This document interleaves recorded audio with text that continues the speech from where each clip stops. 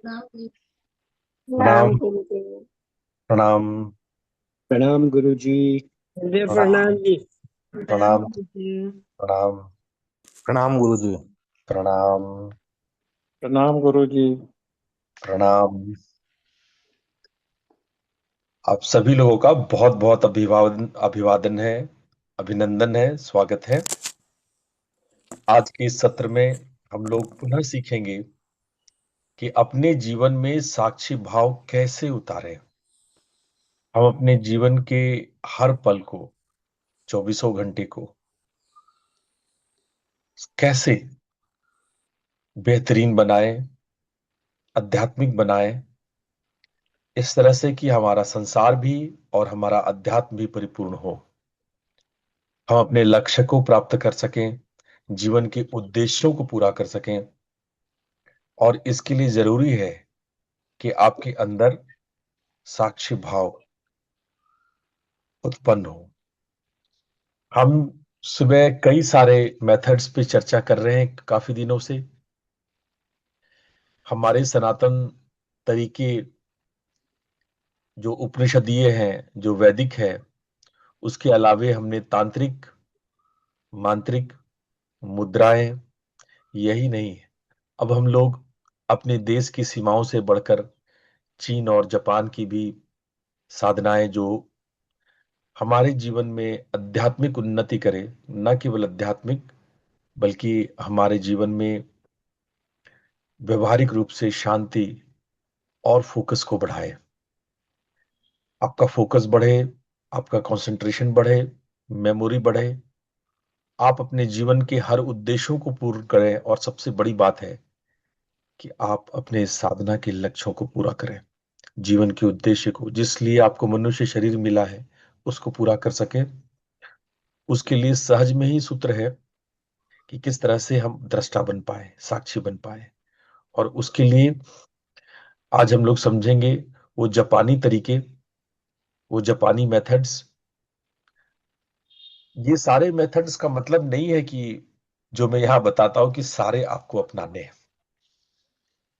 अगर आपके मन में ये प्रश्न हो रहा है कि गुरुजी आप तो बहुत सारे मेथड्स बता रहे हो, हम तो सारे नहीं कर पाएंगे, तो सारे नहीं करना है आपको।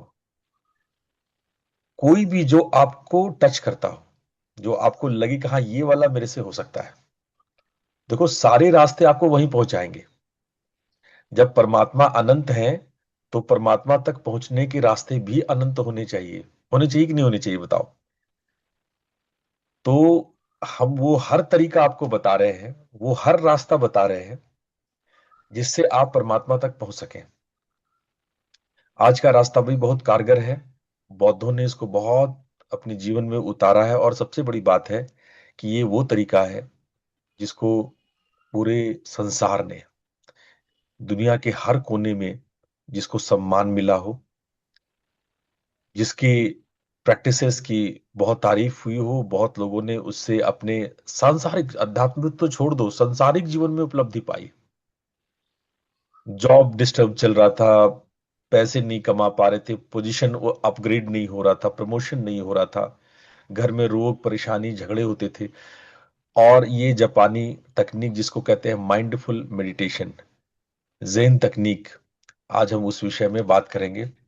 आज वो अभ्यास करेंगे कि हम कैसे ज़ेन तकनीक से अपने आप को बेहतर बना सकते हैं। तो आइए, चलिए कुछ अभ्यास करते हैं, उसके बाद हम इस विषय पर और आपको चर्चा करेंगे और आपको जापान ले चलेंगे। तो अपने आंखें बंद कर लीजिए, सहजता से बैठ जाइए।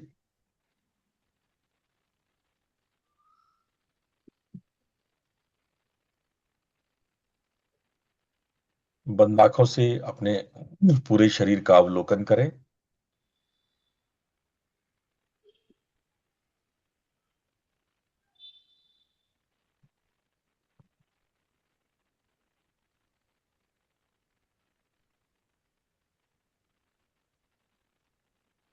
पूरे शरीर को सबसे पहले रिलैक्स करें।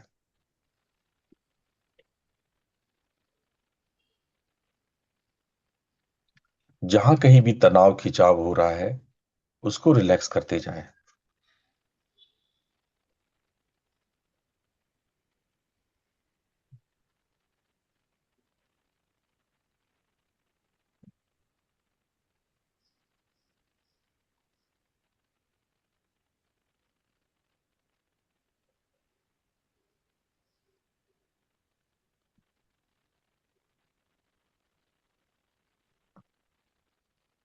पूरे शरीर को स्कैन कर रहे हैं सर से पैर तक।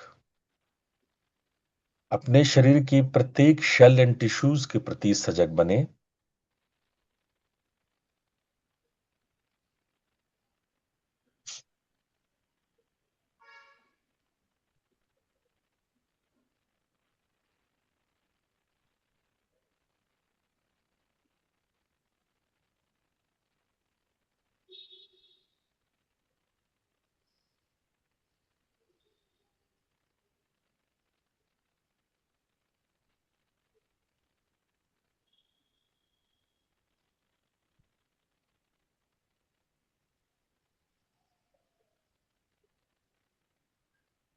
रीढ़ की हड्डी सीधी रखें, जैसे किसी धागे को ऊपर से खींच दिया जाए, किसी रस्सी को, धागे को,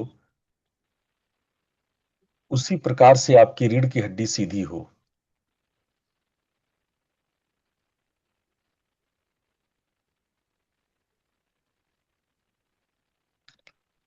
आप चाहे तो आंखें पूरी तरह से बंद रखें, नहीं तो आधी खुली भी रख सकते हैं।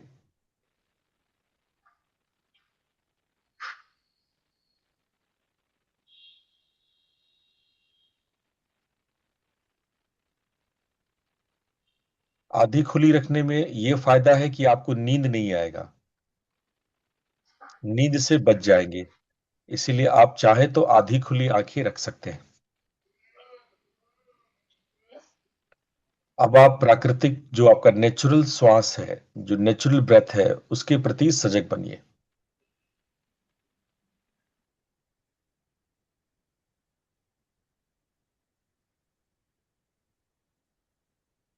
लंबा गहरा श्वास लेने की कोशिश करें ताकि आपका पेट तक सांस जाए, यानी आपको पेट एक्सपांड होता हुआ महसूस हो।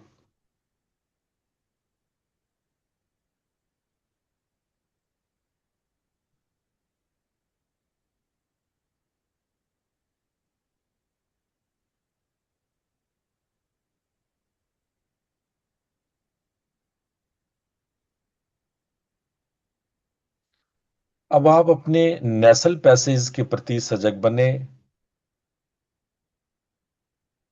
और एक एक स्पर्श को महसूस करें।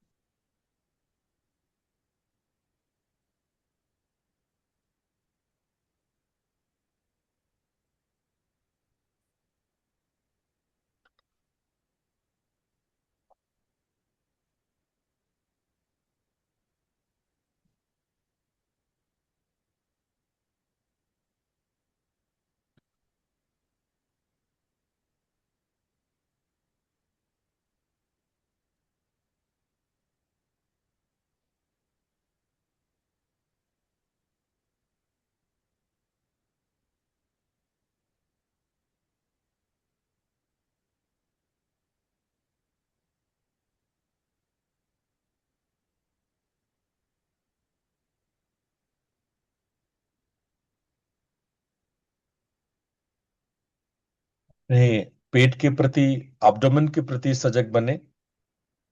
Feel when you inhale, your abdomen expands. When you exhale, it contracts. Feel the expansion and contraction synchronized with the breath. आप श्वास लेते हैं, आपका पेट फैलता है। आप श्वास छोड़ते हैं, आपका पेट सिकुड़ता है। इस फैलाव और सिकुड़न को महसूस करें।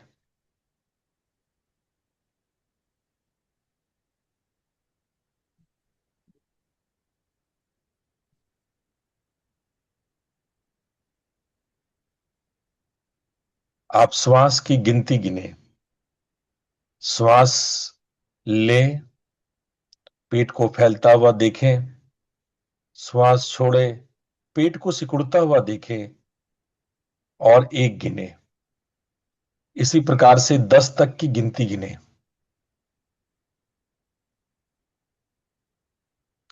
10 के बाद पुनः 1 से शुरू करें।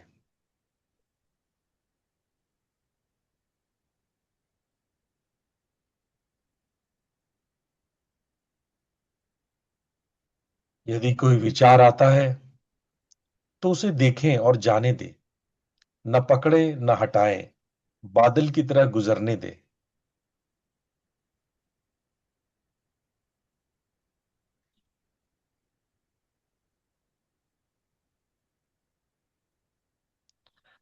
विचार आना सामान्य है, इसे रोकना हटाना नहीं, न पकड़ना न इंटरेस्ट लेना।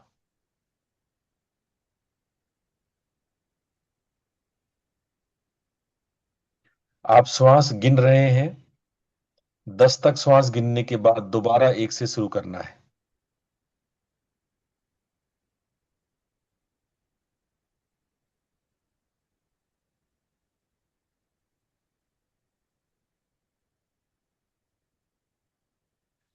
विचार आए तो उसको नोटिस करें। अपने आप अंदर में अपने आप से कहे, मैं सोच रहा हूं, I am thinking, thoughts are there. बस इतना भर नोटिस कर ले, इतना भर बोल ले अपने आप से, उसको आने जाने दें।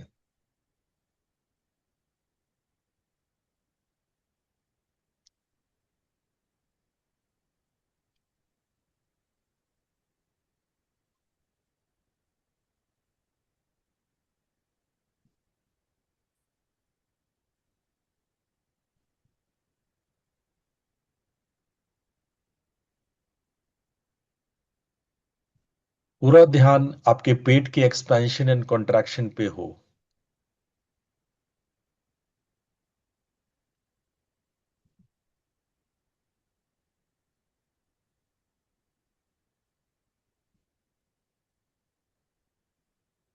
इस अभ्यास को जाजेन कहते हैं।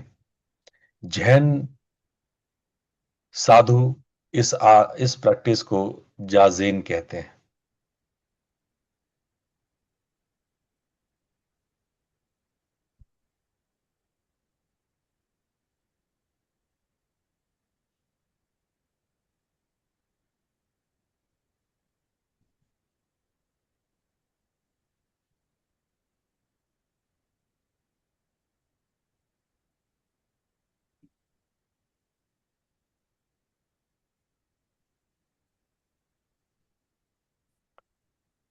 हमने देखा बौद्धों में ये प्रैक्टिस आनापान सति के रूप से फेमस है। विपस्सना में यही प्रैक्टिस, ताओ ध्यान में भी यही प्रैक्टिस, और यहां ज़ेन मेडिटेशन में भी यही प्रैक्टिस जाजेन के नाम से फेमस है।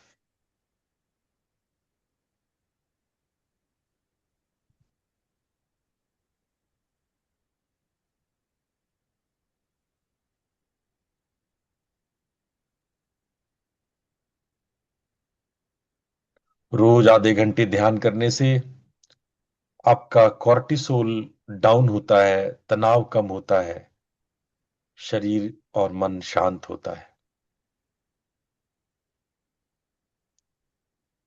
सिर्फ इतनी सरल साधना करने से आपका प्रीफ्रंटल कॉर्टेक्स मजबूत होता है और एमिगडाला शांत होता है, आपके रिएक्शंस कम होने लगते हैं।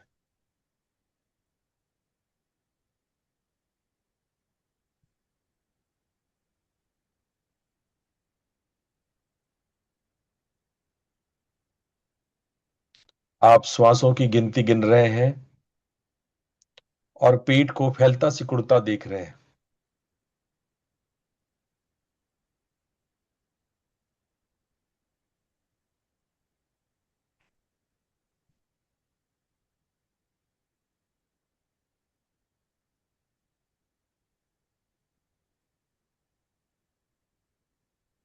यह अभ्यास आपके भीतर के सेरोटोनिन और डोपामिन हार्मोन्स को बढ़ाता है, जिससे आप अंदर ही अंदर खुशी महसूस करते हैं, बिना किसी कारण, अकारण खुशी महसूस करते हैं।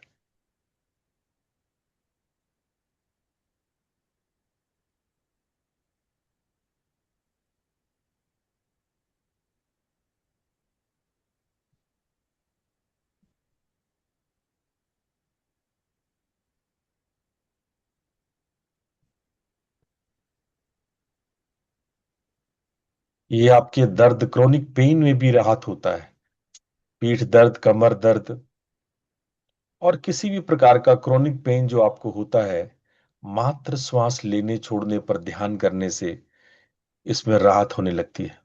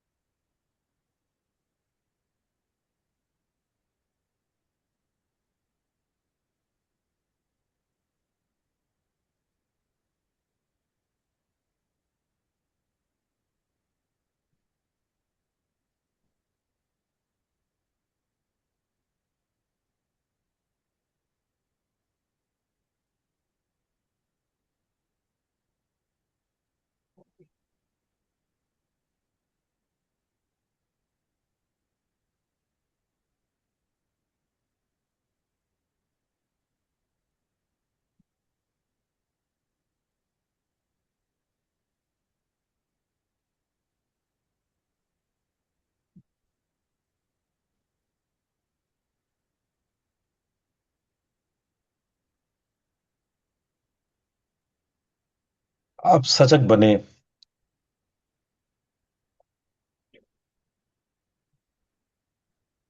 आसपास जो भी आवाज हो रही है,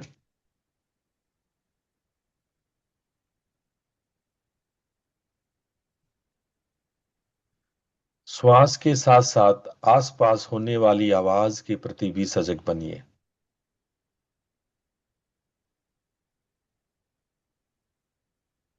अपने सजगता का दायरा बढ़ाइए।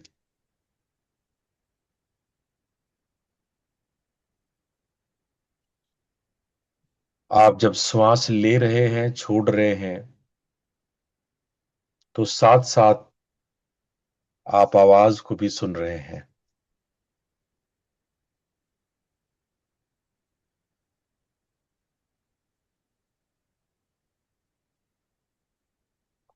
अपने माइंडफुलनेस का दायरा बढ़ाइए।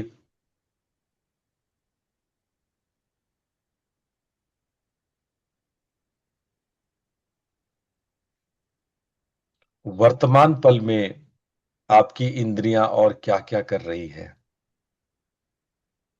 प्रेजेंट मोमेंट में आपके कपड़े आपके बॉडी को टच कर रहे हैं। तीनों ही बात एक साथ देखिए। आप श्वास भी ले रहे हैं, आप आवाजें भी सुन रहे हैं और कपड़ों के स्पर्श को भी फील कर रहे हैं। ये तीनों ही क्रिया एक साथ अनुभव करने का कोशिश कीजिए। अपने चेतना के दायरे को बढ़ाइए। क्या आप तीनों चीज एक साथ कर सकते हैं? महसूस कीजिए, जांचिए, देखिए, अपनी क्षमता को पहचानिए।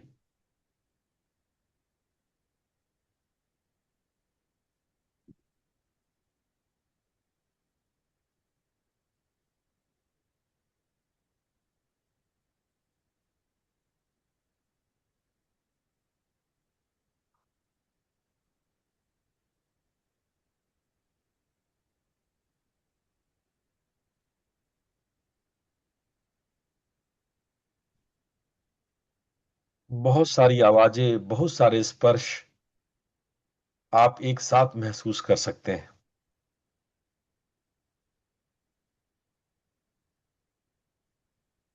शरीर के अंदर का तापमान, शरीर के अंदर होने वाली हलचल, दर्द, तनाव, खिंचाव, सब एक साथ श्वास के साथ महसूस कीजिए।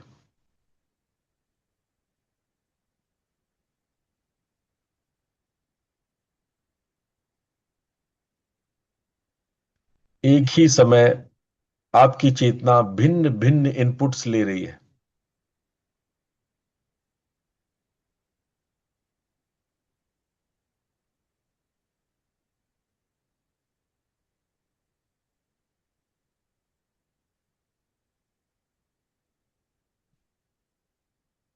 आंखों के पीछे आपका चिदाकाश एक गहरे काले भूरे रंग के शेड्स को महसूस करता है, उसको भी महसूस करें।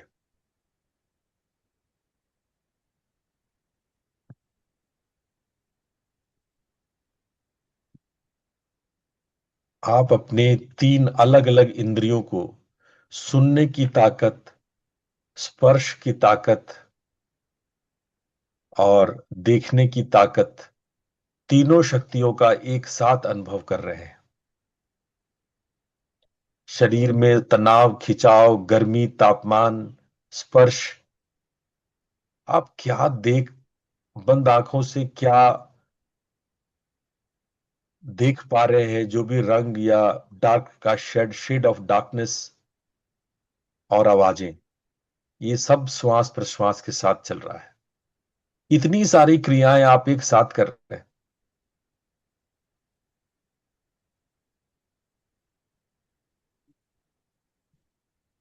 और प्रेजेंट मोमेंट में क्या है?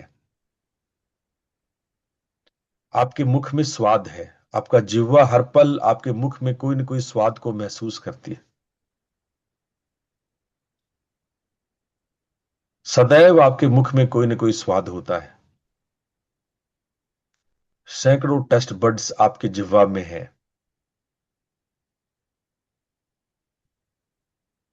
क्या इस अनुभूति को भी आप जोड़ सकते हैं? वो सारी अनुभूतियां, शब्द, स्पर्श, रूप और ये रस और अंतिम इंद्रिय गंध की है। सदैव आसपास आपके वातावरण में कोई न कोई गंध वर्तमान होता ही है, प्रेजेंट होता ही है। तो गंध को भी महसूस कीजिए। देखिए श्वास के साथ आप कितनी सारी क्रियाएं कर रहे हैं। आप गंध को महसूस कर रहे हैं, स्वाद को महसूस कर रहे हैं, बंद आंखों के पीछे अंधकार को देख रहे हैं। यही नहीं, आप नाना प्रकार के स्पर्श जो आपके कपड़ों में से आपके शरीर को हो रही है, शरीर के भीतर अलग अलग तापमान, अलग अलग टेम्परेचर, दर्द, तनाव, खिंचाव सब महसूस कर रहे हैं। वर्तमान में जो भी आवाजें हो रही है उसके प्रति सजग हो रहे हैं। कितनी सारी क्रियाएं एक साथ वर्तमान पल में हो रहा है। क्या हम कभी सजग होते हैं?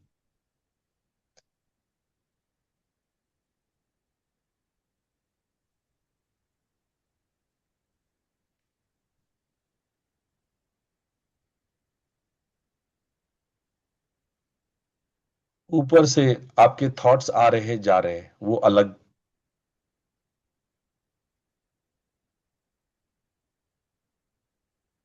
वर्तमान पल में सजग बनिए। चाहे वो आपके थॉट्स हों, चाहे आपकी इंद्रियां, रूप, रस, गंध, शब्द, स्पर्श।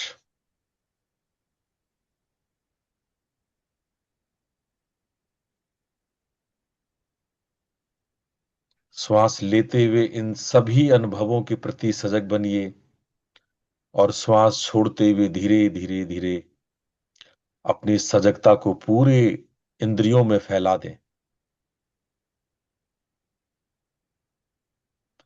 आपकी श्वसन क्रिया इन सभी इंद्रियों को महसूस करने वाली हो।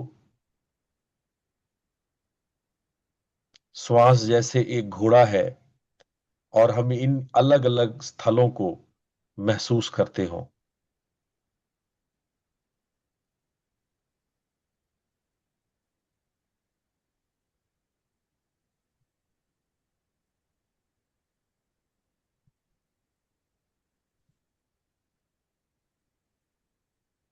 अब आइए हम माइंडफुल मेडिटेशन से बाहर आते हैं। भ्रूमध्य पर एक दिव्य ज्योति का ख्याल कीजिए। Become aware of divine flame in eyebrow centre. हम लोग 3 बार ओम मंत्र का उच्चारण करेंगे और पीछे शांति पाठ करेंगे। लंबा गहरा श्वास लीजिए। ओ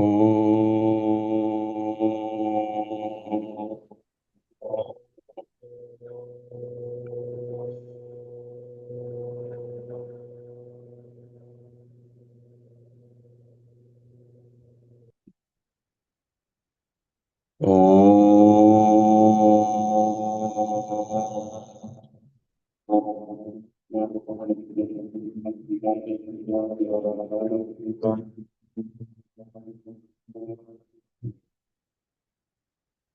ओ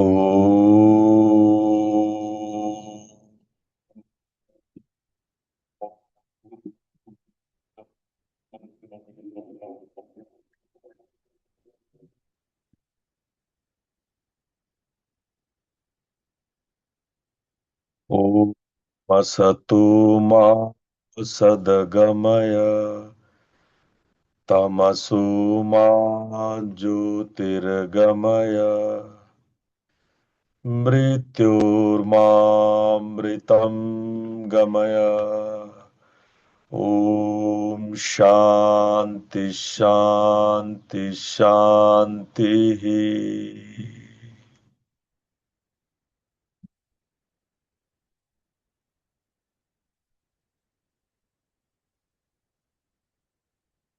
दोनों हाथों को रगड़ते हुए अपनी आंखों पर रखें और धीरे से अपनी आंखें खोल लें।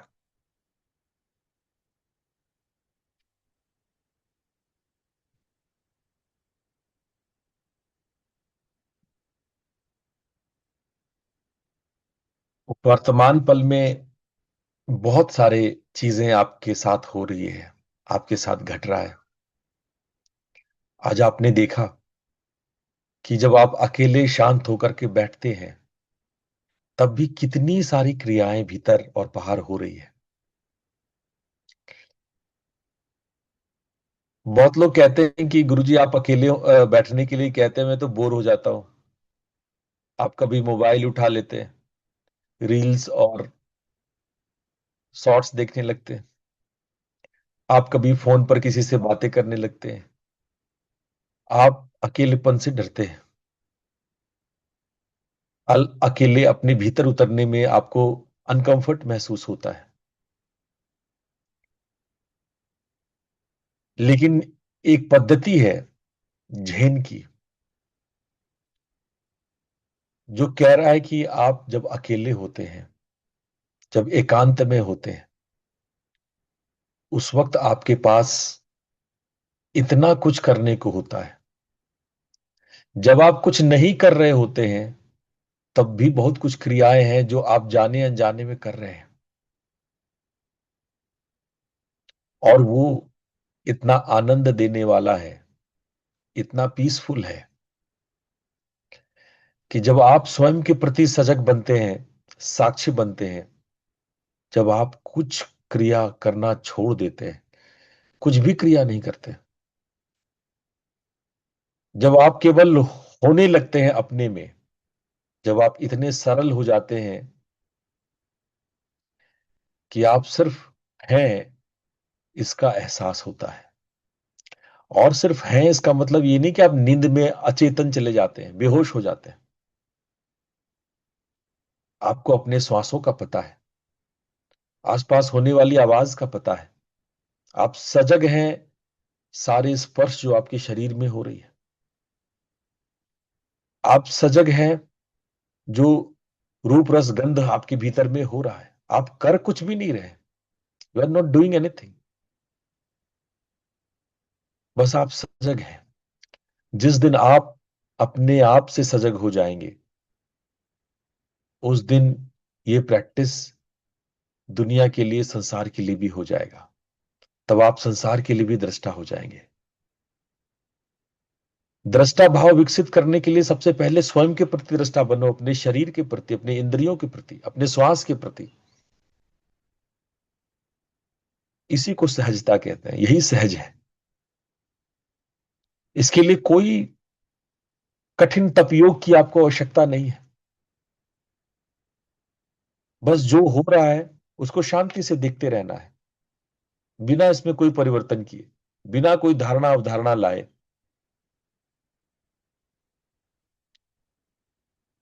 और यही सरल और सहज मेडिटेशन, जब व्यवहारिक रूप में इसके लाभ लोगों ने देखा, जब प्रैक्टिकली इसका रिजल्ट लोगों ने देखा, लोगों के पैर से जमीन खिसक गया। ये सामान्य सा दिखने वाला प्रैक्टिस, ये इतना असरकारक हो सकता है, इतना रूपांतरण करने वाला हो सकता है। लोगों ने कैसे कैसे एक पैर पे खड़े होकर के कितने सारे प्रैक्टिसेस, ना जाने कितने सारे आसन और जटिल तपस, जब पूरी दुनिया ने देखा कि इतना सामान्य सा प्रैक्टिस और इतने गहरे रिजल्ट, तो लोगों ने इसको हाथों हाथ लिया। और पूरी दुनिया में माइंडफुल मेडिटेशन एक सशक्त माध्यम हो गया स्वयं को जागरूक करने का, स्वयं को जानने का। और ये स्वयं को जानना, मैं स्वयं को जानने को आप साधारण मत मानो। स्वयं को जानने से सब कुछ जान लेना होता है। जो स्वयं को जान लेता है वो सब कुछ जान लेता है।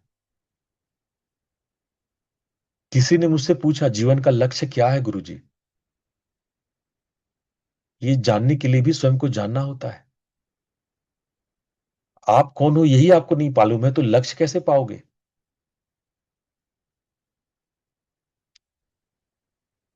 तो स्वयं को जानना ये पहली और आखिरी सीढ़ी है।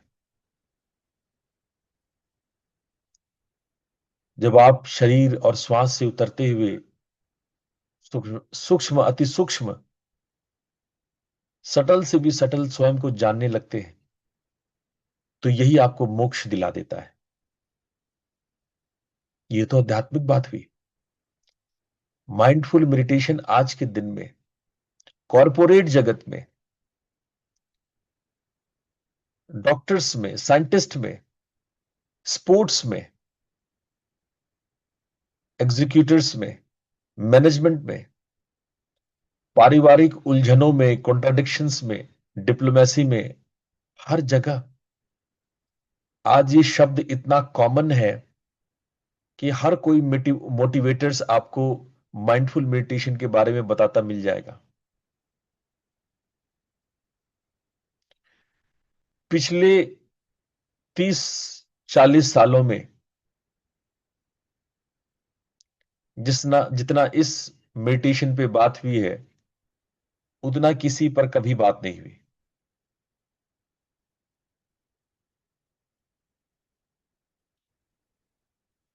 बहुत सालों पहले जब मैं जापान गया था, तो एक झेन फकीर के यहां रुका था। मैंने स्टडी तो बहुत करी थी इस विषय पे, लेकिन मैं व्यवहारिकता सीखना चाहता था। उनका नाम था सू जिंक्यूंग। सू जिंक्यूंग से मैंने पूछा कि आप एकदम, मैं बिल्कुल, पहले मैं पूछता रहा तो नहीं बताए। मैंने पूछा कि आप कुछ तो बताओ, ये जेन क्या है, जेन मेडिटेशन क्या है। मेरा वहां वर्कशॉप था, 3 दिन का था, 2 दिन पूछता रहा मैं, वो नहीं बताए। लास्ट दिन जब मैं जाने वाला था, मैं समझ गया कि वो ऐसे नहीं बताएंगे। मैं उनके कमरे पे गया और बड़े शांत मन से कहा कि मुझे कुछ नहीं आता, आई एम कंप्लीटली एम्प्टी। मेरे पास कोई ज्ञान नहीं है, मैं बिल्कुल निरा अज्ञानी हूं। बस मैंने सुना है कि लोग यहाँ पे कुछ करते हैं।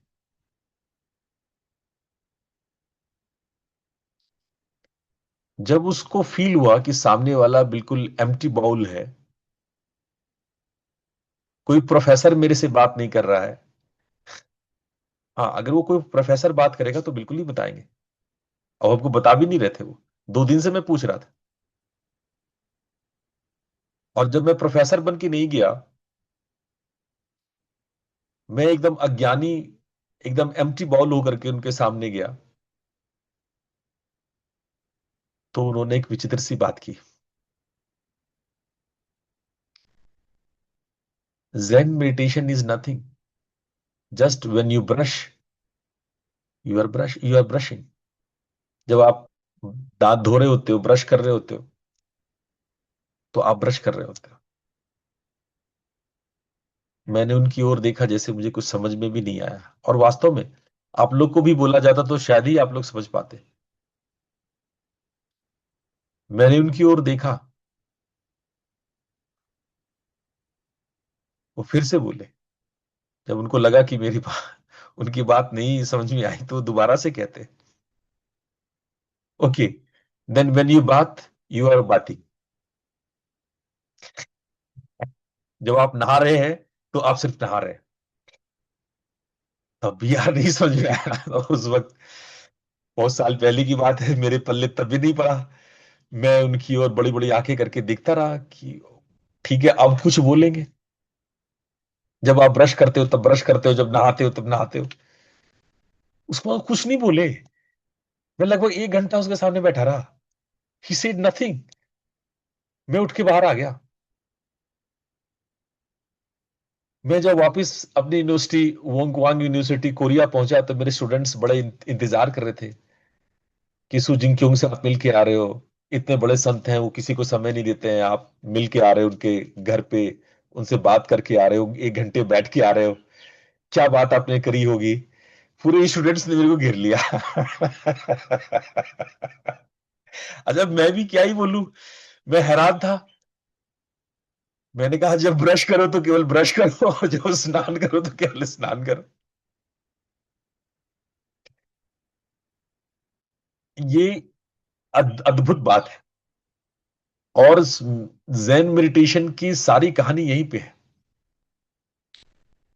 आज जब मैं आप लोगों को इस योग्य समझ रहा हूं कि आपको अपनी बातें शेयर करूं, आज मैं आप लोग को ये पीपीटी दिखाऊं और मैं zen मेडिटेशन के बारे में बताऊं, तो मुझे ये वाकया बताना था, क्योंकि ये जो सरल बातें होती है ना, जीवन में ये सरल बातें उतनी ही कठिन होती है।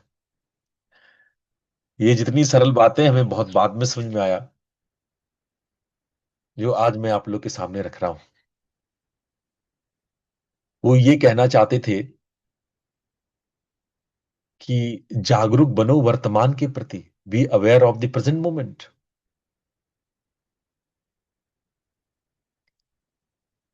और वो उन्होंने बहुत प्रैक्टिकली इस बात को बोला, कोई सिद्धांत में नहीं, कोई फिलॉसफी में नहीं।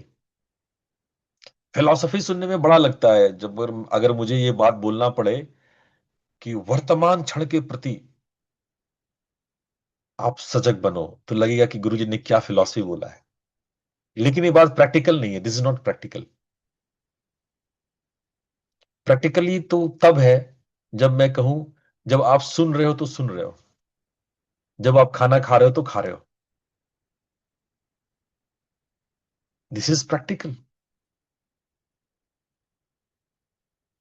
तो सबसे बड़ा क्वेश्चन, क्रिटिक क्वेश्चन ये हो सकता है, जो मेरे विद्यार्थी अक्सर हमसे पूछते हैं, तो गुरुजी इसका मतलब, जब हम खाना खा रहे होते तो क्या नहीं खा रहे होते हैं? जब हम स्नान कर रहे होते तो क्या स्नान नहीं कर रहे होते हैं? जब हम ब्रश कर रहे होते तो क्या ब्रश नहीं कर रहे होते? तब तो ब्रश कर रहे होते हैं।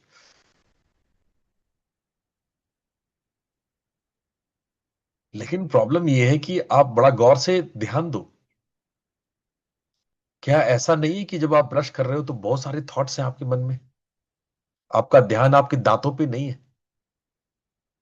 दांतों में होने वाले जो फीलिंग है उसके प्रति नहीं है, जिह्वा में जो टूथपेस्ट का स्वाद है उसके प्रति नहीं है, जो ब्रश का रगड़ है आपके जिह्वा और मसूड़ों पर उस पर नहीं है, जो दांत की सफाई से जो आपके फेशियल एक्सप्रेशंस बन रहे हैं उसके प्रति नहीं है। कभी आपने महसूस किया कि जब आप दांत रगड़ते हो तो आपके चेहरा एक विशिष्ट, एक अद्भुत आकृति ले लेती है? कभी आईने में देखा है वो आकृति? गौर किया कि आईना भी देखते हो तो कुछ और सोचते हो?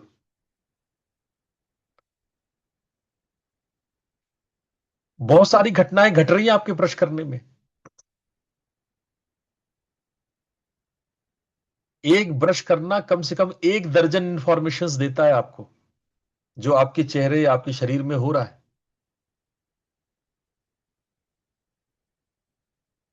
लेकिन अगर हम कोई ये निर्णय ले लेते हैं, अच्छा एक और बात, हमको लगता है कि हमें मालूम है कि हम ब्रश कर रहे हैं ना, तो उस पर ध्यान देने की जरूरत क्या है? ऑटोमेटिकली आपका हाथ घूम रहा है, आपको जैसे अंदर से वो इतना मैकेनाइज्ड है कि आप अपने आप जबड़ा खोलते हो, ब्रश को दांतों के पीछे ले जाते हो। उसके लिए कोई प्लानिंग नहीं कर रहे हैं आप, उसके लिए कोई योजना परियोजना नहीं बना रहे हैं आप। ये आप ऑटोमेटिक मैकेनिकली आप कर रहे हैं, न जाने क्या क्या सोच रहे हैं। अगर दांतों पर कभी ख्याल भी आ जाता है तो ये ख्याल आता है, अरे मेरे दांत सड़ रहे हैं, खराब हो रहे हैं, अरे मेरा मुख साफ नहीं है, जिह्वा साफ नहीं है, बदबू आ रहा है। पर इस बात पे ख्याल नहीं आ रहा है कि ये रगड़ हो रही है, there is a brushing inside you.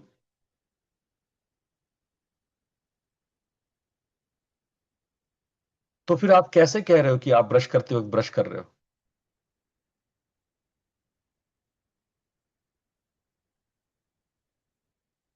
Yes Srinivas, you want to say something? Sir, yeah, one question, sir. Again, maintaining awareness makes the experience much better, more present and aware.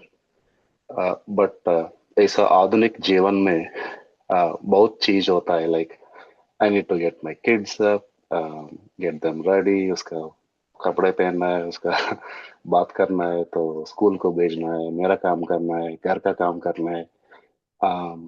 The mind jumps into the next thing. I need to do this. It's a hurry. It's stressful. So, how can we very good effectively question, handle this? Very good question. आप लोग को भी ये सवाल touch करता है? आप लोग को लगता है कि ये सवाल जो है वो आपके जीवन में भी होता है? कौन कौन कौन से लोग इस सवाल के प्रति सहमत हैं? अधिकांशतः लोग, जिन्होंने वीडियो ऑन किया उनके हाथ रेस तो मैं देख पा रहा हूं। बाकी लोग जो वीडियो में नहीं है चैट में ही बता दे। शर्मा जी भी कह रहे हैं हाँ जी,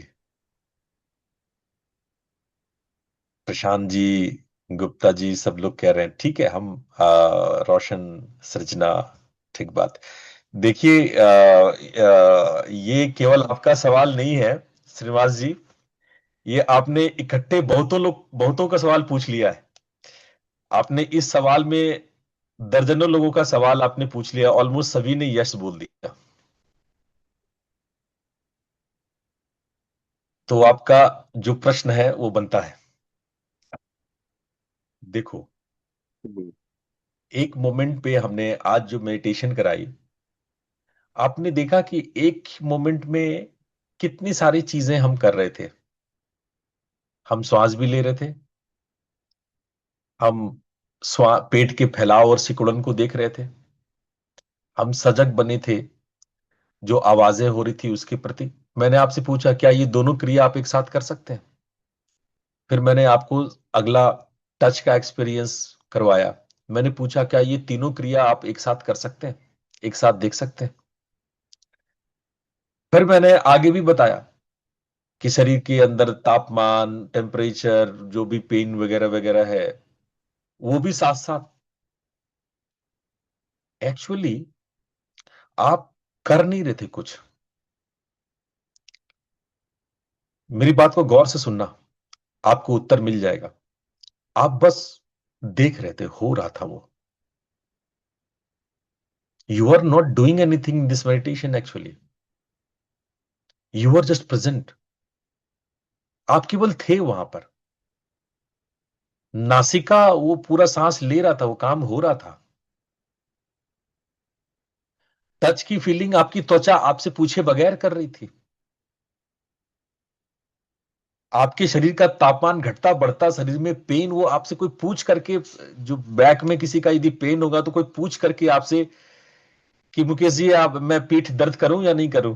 आपका पीठ आपसे पूछ करके नहीं कर रहा था, वो कर रहा था। जो घटनाएं प्रेजेंट मोमेंट में हो रही थी वो हो रही थी। आप क्या कर रहे थे? आप बस सजग थे, आप बस थे वहां पे। मेरी बातों को बड़ा गौर से समझना। हो सकता है आप जब सुबह उठ, या कोई भी काम, it's not only the brushing, एक साथ कई क्रियाएं आपके साथ हो रही है। आप तभी तभी बच्चों के साथ भी हो रहे हो, वाइफ का हेल्प कर रहे हो, ऑफिस के लिए निकल रहे हो। एक ऐसा मोमेंट जिसमें बहुत सारी क्रियाएं हो रही है। और मैं यही तो आपसे कह रहा हूं कि हर प्रेजेंट मोमेंट में बहुत सारी क्रियाएं हो रही है। हर प्रेजेंट मोमेंट में बहुत सारी क्रियाएं हो रही हैं।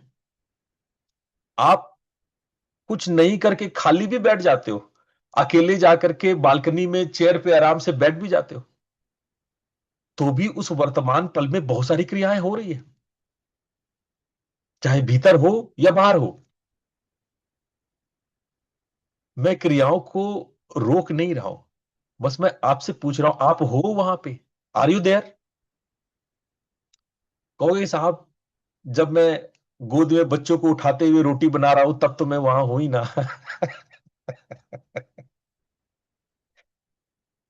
मैं फिर से आपसे पूछ रहा हूं, I am asking again, are you there? आप क्या कर्म कर रहे हैं बात उसकी नहीं है। आप एक साथ 50 काम कर रहे हैं, और कर रहे होते हैं। आप कुछ नहीं भी कर रहे होते तो भी 50 काम कर रहे होते हैं। आप कुछ नहीं भी कर रहे होते हैं तो भी 50 काम कर रहे होते हैं। मैं तो सिर्फ आपसे पूछ रहा हूं कि आप हैं वहां? Are you there? जब आप बच्चे को उठा करके अपना बैग भी सेट कर रहे हैं, हर पल जब आपको ये चिंता है कि अभी नेक्स्ट हमको ये करना है, फिर ये करना, इस भाग दौड़ में जहां एवरी पल यू आर बिजी, तो आप हैं वहां पे। और कई बार ऐसा नहीं होता है कि एक ही साथ 50 काम आपके ऊपर होते हैं। कई बार ऐसा भी होता है कि आप ऑफिस में बैठ करके कुछ सोच रहे होते हैं कि आगे क्या डिसीजन लें। कई बार आप अपने लैपटॉप पे होते हैं, कई बार आप अपने मित्रों के साथ होते हैं। मैं फिर से पूछ रहा हूं, जब आप मित्रों के साथ होते हैं तो आप हैं वहां पे? आप बॉस के सामने कलीग्स के साथ बैठे हैं, आप हैं वहां पे? Are you there? आप पूछो, गुरुजी आप क्या बात कर रहे हो? मैं हूं इसलिए कि मैं कलीग के साथ बैठा हूं। मेरा होना, जब मैं लैपटॉप के सामने बैठा हूं, मैं हूं तभी तो बैठा हूं। नहीं, आप गौर करना, मेरे प्रश्न को ठीक से समझो। यही जैन फकीर ने पूछा, मैं भी पूछ रहा हूं आपसे, आर यू देयर? आप कृत्य नहीं हो, आप दृष्टा हो। आप एक्शन नहीं हो। आप एक्शन एक करो या 4 करो या 20 करो या 50 करो, एक साथ करो या अकल अलग अलग करो, मल्टीटास्किंग करो या सिंगल टास्किंग करो, आप हैं वहां पे। Are you there? मेरी बात को No, सोचो। sir. That's what the Zen meditation is. The what the Zen fakir are asking you, कि आप हैं वहां पे। नहीं सर, हाँ, दूसरा एक्चुअली क्वेश्चन। जब एक काम कर रहे हैं तो अगले काम के लिए सोच रहे होते हो। आप जैसे ही रोते हुए बच्चे को गोद में उठाया, आपको ध्यान आया कि अरे किचन में चाय तो नहीं निकल जाएगा। हम ये नहीं कह रहे कि आप रुक जाओ, बच्चे को खिलाना छोड़ दो, चाय को गिरने दो। No, I am not saying this. आप चाय भी संभालो, बच्चे भी संभालो, दोनों एक साथ संभालो। बस मैं बार बार एक ही सवाल पूछ रहा हूं, आर यू देयर?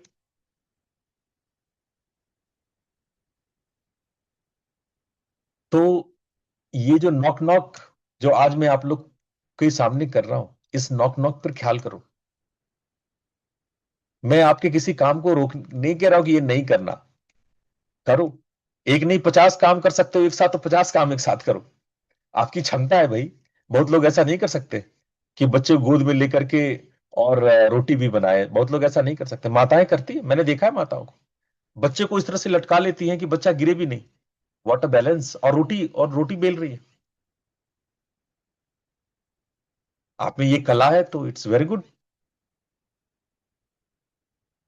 लेकिन सवाल हम बार बार यही नॉक नॉक ये कर रहे हैं कि आर यू देयर? आप हो वहां पे, आप मौजूद हो, या आप फ्यूचर में हो, या आप पास्ट में हो। जो घटना घट रही, जो वर्तमान पल में आप हैं, आप अभी और यहीं पे हैं।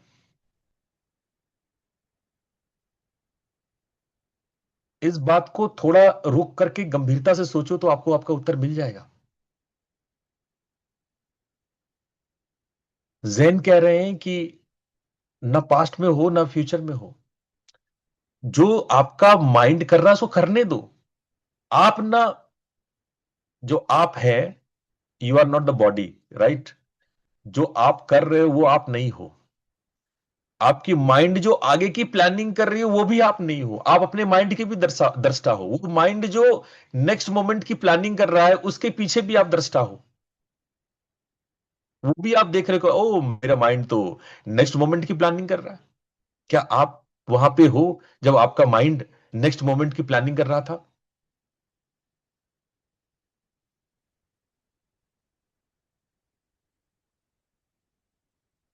तो जब आप ऐसा अपने अंदर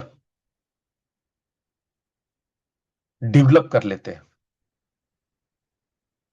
तो ये माइंडफुलनेस है। अब आइए, ये थॉट कहां से आया मैं आपको बताऊं।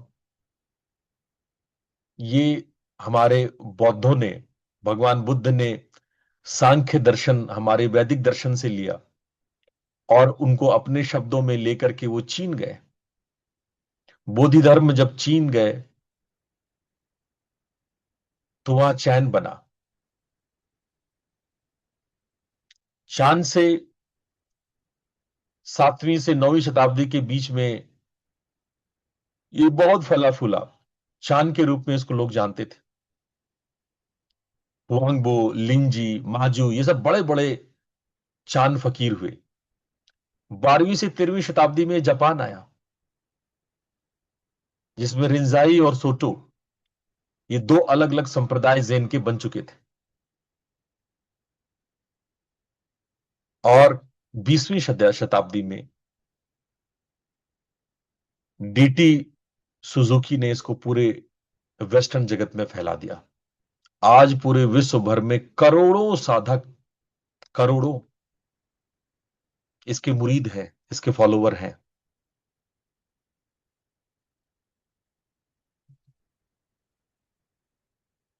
जो चांद शब्द है वो ध्यान से बना है।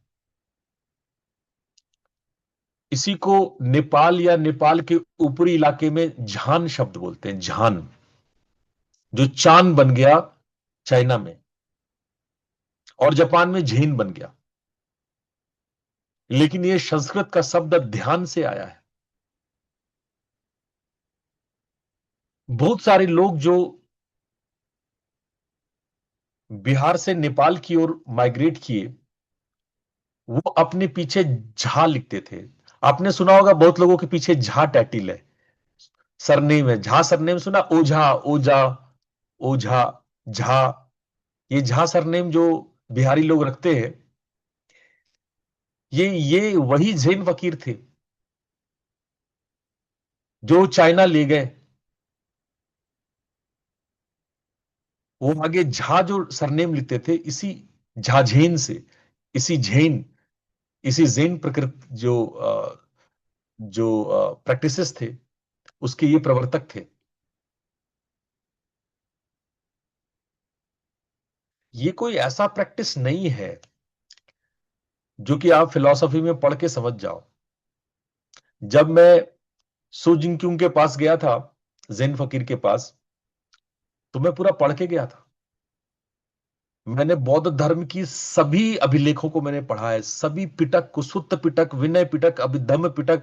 बौद्ध धर्म का ऐसा कोई ग्रंथ नहीं होगा जो मैंने नहीं पढ़ा है, जो क्लासिकल ग्रंथ मैंने नहीं पढ़ा है। मैंने सब पढ़ा है, मैंने पढ़ाया है।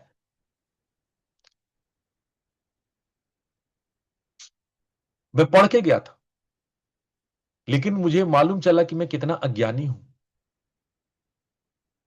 जब मैं उनके सामने बैठा, फकीर के सामने, तो मुझे लगा कि मैं कितना अज्ञानी हूं। और मेरा अज्ञानी होना मेरी शुद्धता है, मेरी प्योरिटी।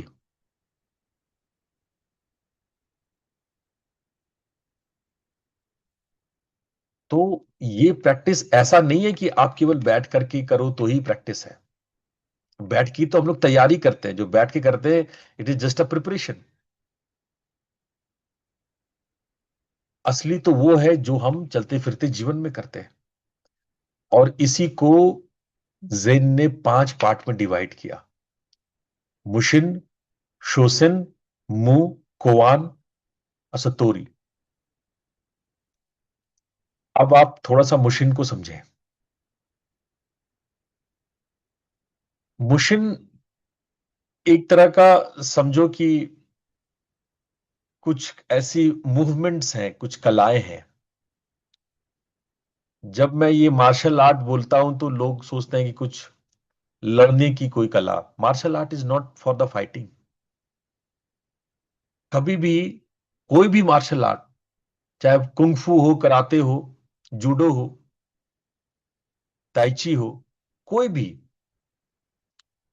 ये युद्ध करने के लिए नहीं बना। ये ध्यान के अभ्यास थे जिससे आप स्वयं को जानते थे, स्वयं को जान पाते थे। ये आत्म साक्षात्कार की क्रियाएं थी। ये जो कला, जो मूव, ये लोग जो मार्शल आर्टिस्ट अपने बॉडी को मूवमेंट्स देते हैं, ये ध्यान की क्रियाएं हैं, ये मुद्राएं हैं। ये बहुत बड़ा मिथ है आजकल, जो लोग इन क्रियाओं को केवल टीवी में और फिल्मों में, मूवीज में, कार्टून्स में देखते हैं लड़ते मारते, उनको लगता है कि वो लड़ने की क्रिया है। मुशिन का अर्थ होता है शून्य मन, न भय, न लालसा, न पूर्वाग्रह। जब आप इस तरह के मूवमेंट्स, कला, खेल में, जाजेन मैंने आपको क्या बताया था, जब आप, आज आपने जाजेन की प्रैक्टिस की, जब आप सिर्फ बैठे होते हैं और सिर्फ देख रहे होते हैं अपने शरीर को, अपने विचारों को, अपने इंद्रियों को, बिना पकड़े, बिना हटाए, उसको जाजेन कहते हैं। ये आज आपने प्रैक्टिस करी। तो जब आप कोई मूवमेंट में, खेल में, कला में, जब आप सिर्फ होते हैं, तो उसको मुशिन कहा जाता है। दूसरा है शोसिन। शोशिन, जब आप कोई चीज को शुरू करते हैं, जो आपको, इंद्रियां आपको भीतर में टच करती है,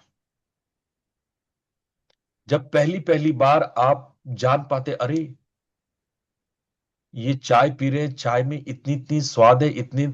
जब आप चाय पीते, कभी गौर किए आपको सिर्फ उसमें क्या क्या स्वाद होता है? केवल गर्माहट ही नहीं होती है, वो गर्म होता है, उसमें हर्ब्स के टेस्ट होते हैं।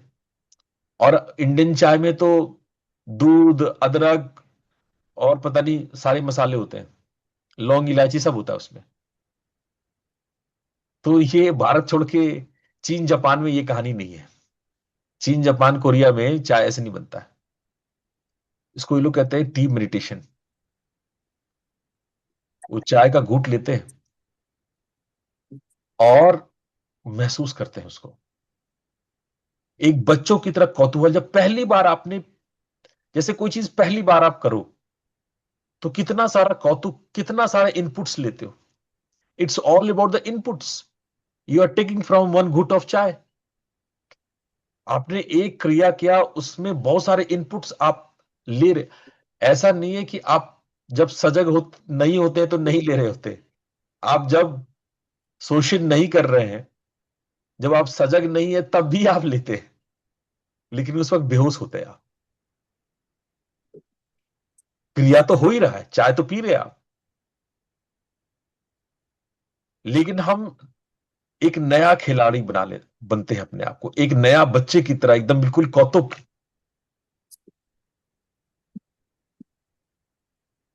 प्रॉब्लम क्या है कि हमने जान लिया, अच्छा इसका स्वाद ऐसा ही है, अदरक वाली चाय ऐसे ही होती है, उसके बाद हम चाय को पीते नहीं है एक्चुअली,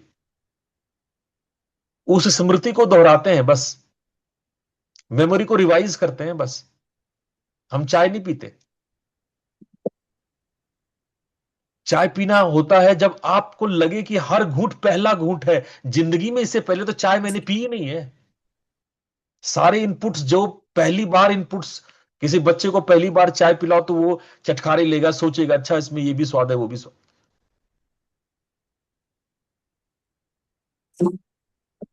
तो आप वो क्रिया पहली बार कर रहे हैं, इसको कहते हैं शोषण।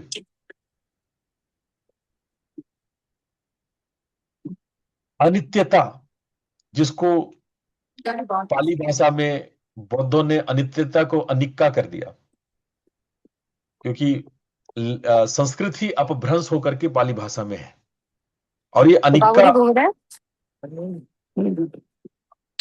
कोई बात अगर आप लोग अनम्यूट नहीं है तो आप प्लीज अपने आप को म्यूट कर लें। ये ना केवल मेरी क्रम को तोड़ेगा, आप भी डिस्टर्ब होंगे। तो जो लोग अनम्यूट है प्लीज म्यूट हो जाएं।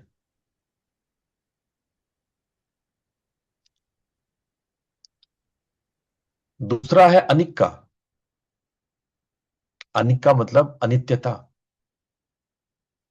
अनित्यता, भगवान बुद्ध कहते थे कि जब तुम गंगा का पानी पी रहे हो तो एक अंजलि में पानी लिया, पानी पिया, फिर जब दोबारा हाथ डालते हो तो वही गंगा नहीं होती है, वही पानी नहीं होता है। सुनने में ये सब बातें सामान्य है, यही मजा है इन फकीरों का। सुनने में बड़ा सामान्य लगता है, लेकिन ये बात सही है। पानी तो बह गया, जो पिछली बार जो पानी लिया वो बह गया आगे। अब आप नया पानी उठा रहे हैं, नया गंगा पी रहे हैं। जैसे ज्योति जलता है तो बुद्ध कहते हैं हर पल नया ज्योत जल रहा है, हर पल नया ज्योत, क्योंकि फ्रैक्शन ऑफ तेल जल रहा है ना, हर पल बहुत छोटा अमाउंट, बहुत माइक्रो माइक्रो अमाउंट ऑफ तेल हर मोमेंट में जल रहा है। तो ये नई अग्नि है, नया नया ज्योति है, वही ज्योति नहीं जल रहा है। जिसको आप अखंड ज्योति कहते हो वो उन अर्थों में अखंड नहीं है। हर पल नया ज्योति जल रहा है, हर पर नया तेल यूज हो रहा है, नया तेल नई अग्नि को लेके खड़ा हो रहा है। वो एक ही नहीं है, वो हर मोमेंट बदल रहा है। यहां सब कुछ बदल रहा है, हर पल, सब कुछ। तो इसी को अनिक्का कहते हैं। और ज़ेन के संदेशों में, उनके उपदेशों में तीन इंपॉर्टेंट बात है। एक, चेरी का फूल। चेरी का फूल का वो एग्जाम्पल वो लोग देते हैं, ज़ेन देते हैं। चेरी का फूल को कहते हैं कि जब कोई फूल, चेरी क्या, कोई दुनिया का कोई भी फूल, वो तो एग्जाम्पल है, उन्होंने उन उपदेशों में यूज किया है। कोई भी फूल खिलता है और खिल के झड़ के गिर जाता है। उसका खिलना सौंदर्य है, उसका झड़ना, उसका नष्ट होना नहीं है। ये जो परिवर्तन है, ये जो मूवमेंट है, उसका खिलना और उसका झड़ना, उसका जो परिवर्तन, उसका चेंज ऑफ द फेज है, यही सौंदर्य है। That is the beauty.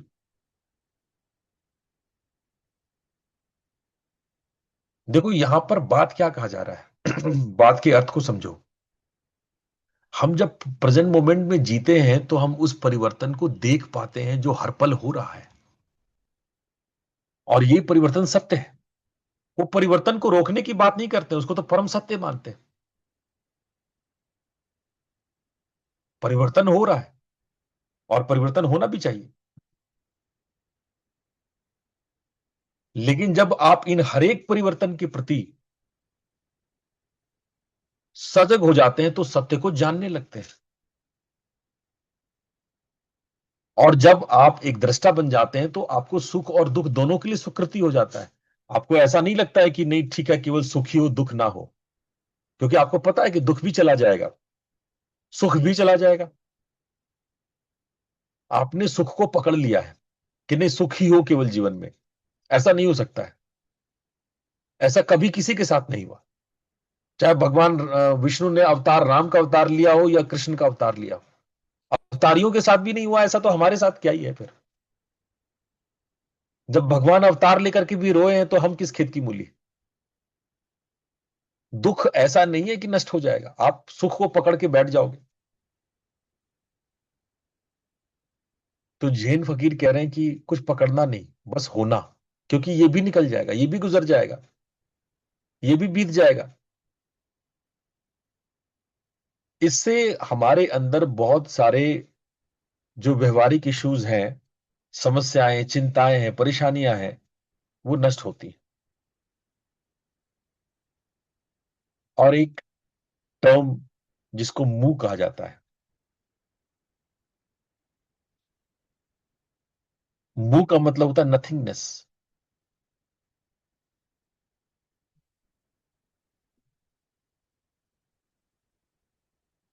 जरूरी नहीं है कि आप हां या ना में उत्तर दें।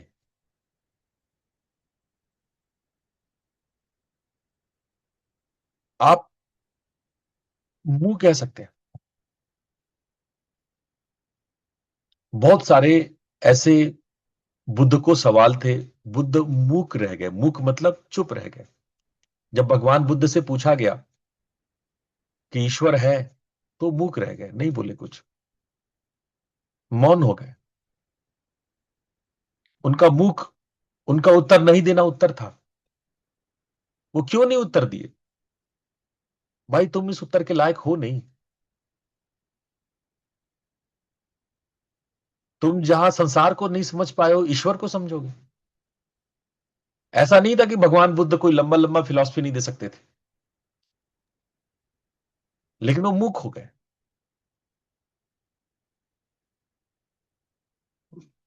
विधम्म पिटक में उनके मूक होने को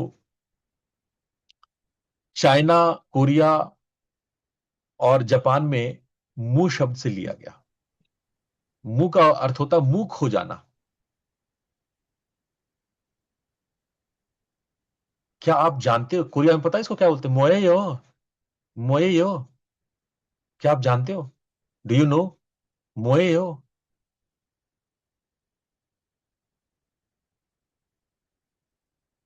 ये शब्द को पकड़ो, ये मूक शब्द से निकला है। और यही यही उत्तर होना चाहिए। क्या पता है आपको किसको उत्तर दे रहे हो? भारत में तो बड़ा ये, हर कोई दार्शनिक है, हर कोई के पास उत्तर है। कुछ नहीं भी जानता है, कुछ भी बना बना करके इधर उधर से मैनिपुलेट करके आंसर कर देता है। इतने सारे योगाचार्य हैं, इतने सारे बुद्धिमान लोग हैं।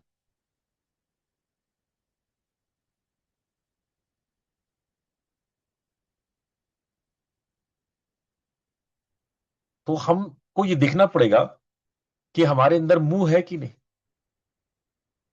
जरूरी नहीं हो कि आपकी जजमेंट सही हो, आप उत्तर क्यों दे रहे हो? क्या आपको लगता है कि आप सही, आप जानते हो उस बात को? You know.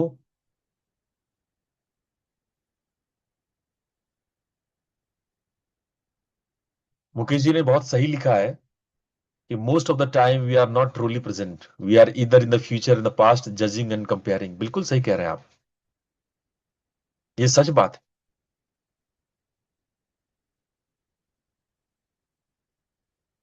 मैं प्रशांत सोनी जी का एक रिक्वेस्ट देख पा रहा हूं। प्रशांत सोनी जी लिख रहे हैं कि Guruji, in this course of introducing us to the meditation practices and philosophy of other cultures, could you please also touch upon the Gurdjieff practices? Thank you. ठीक है, अगर आप लोग की इच्छा है कि मैं गुरजीएफ को बताऊं तो मैं निश्चित रूप से बताऊंगा। मैं तो चाहता हूं कि दुनिया के सभी महान संतों पर मैं बोलूं, है ना। तो बिल्कुल मैं आपकी बात को नोट डाउन कर लेता हूं प्रशांत जी। मैं मौका मिलेगा तो मैं जरूर गुरजेफ के विषय में भी और उनकी फिलॉसफी पे भी बोलूंगा। धन्यवाद गुरु जी। समय शॉर्ट है। अभी कितना टाइम हो गया? 7:15 हो गया। ठीक है, मैं इस टॉपिक को आ, कल या नेक्स्ट टाइम में पढ़ाऊंगा। ये अधूरा रह गया अभी। बहुत सारी ज़ेन, जिसको कुआन कहते हैं, बहुत सारी ऐसे रिडल्स हैं, पहेलियां हैं जिसको कुआन कहा जाता है। एक हाथ से ताली बजाना, मूल चेहरा, ये सब बहुत सारे इंटरेस्टिंग टॉपिक्स हैं जिसको मैं चाहूंगा कि आप लोग के साथ डिस्कस करूं। ये बहुत रिडल्स पहेली की तरह है, बेबूझ है, लेकिन जब आप इसको सोचने की कोशिश करेंगे तो आपको लगेगा कि आप गहरे रहस्य को जानने लगे हैं। और सतोरी एक ऐसा अचानक से होश आना, याद आ जाना, जिसको हमारे कश्मीर शहर में प्रतिविज्ञान कहा गया है। प्रतिविज्ञान को यहां सतोरी कहा गया कि अचानक से आपको चीजें याद आ जाए, अचानक से बोध होता है, तो उसको सतोरी कहते हैं। आज हम लोगों ने जाजेन का प्रैक्टिस किया। आज हम लोगों ने श्वास के माइंडफुलनेस का प्रैक्टिस किया। आज हम लोगों ने हर बार की तरह बॉडी स्कैन भी किया, जो हम लोग हर बार करते हैं। लेकिन जो आप कर सकते हैं चलते हुए, वो है किन्हिन। वो मैं आप लोग को किसी टाइम जब मैं दोबारा पढ़ाऊंगा इस विषय को, तो मैं किन्हिन पढ़ाऊंगा कि आप चलते हुए जब आप अपने लेफ्ट हैंड को अपनी छाती पे से मुट्ठी बांध करके और दाएं हाथ से इसको ऐसे ढक लेते हैं, और आप वॉक करते हैं, एक एक स्टेप के प्रति सजग बनते हैं। आपकी आंखें आधी झुकी होती है, आप ज्यादा, ये बसंत पंचमी में मैंने ये प्रैक्टिस आप लोगों को कराया था, अगर आप लोग को ध्यान हो तो। सो किन्हिन कहते हैं। आप खाना बनाना, खाना, यहां तक कि अभी आप हमें सुन रहे हैं तो उसको भी माइंडफुल श्रवण कर सकते हैं, माइंडफुल भोजन कर सकते हैं। जेनो में चाय पीना एक टी मेडिटेशन होता है। ये लोग किसी आर्ट राइटिंग को, आर्टिस्टिक राइटिंग को शोधो कहते हैं। जब ये बागवानी करते हैं, जब गार्डनिंग करते हैं, तो उसको बोनसाई चा दो कहते हैं। और जब ये कविताएं बनाते हैं, कुछ ऐसी शॉर्ट पोइट्रीज है, उसको हाइकू कहते हैं। ये सब भी मैं आप लोग को बताऊंगा, लेकिन इसके रिजल्ट बहुत जबरदस्त हैं हमारे ब्रेन पे, हमारे स्ट्रेस रिलीफ पे, हमारी मेंटल हेल्थ पे और हमारे परफॉर्मेंस पे। यही नहीं, जो हमारे सोशल स्टेटस है, सोशल रिलेशनशिप है, उस पर भी इसके बड़े गहरे रिजल्ट हैं।